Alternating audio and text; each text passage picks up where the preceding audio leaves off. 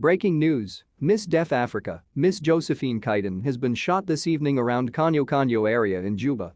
According to several sources, Miss Josephine was with her friends when she was suddenly shot by unknown assailant. She is currently being treated at Juba Teaching Hospital. Still, the reason of her being shot by unknown gunman is still unknown. Breaking news: Miss Deaf Africa, Miss Josephine Kiden has been shot this evening around Kanyo area in Juba. According to several sources, Miss Josephine was with her friends when she was suddenly shot by unknown assailant. She is currently being treated at Juba Teaching Hospital. Still, the reason of her being shot by unknown gunman is still unknown. Breaking news: Miss Deaf Africa, Miss Josephine Kiden has been shot this evening around Kanyo area in Juba. According to several sources, Miss Josephine was with her friends when she was suddenly shot by unknown assailant. She is currently being treated at Juba Teaching Hospital.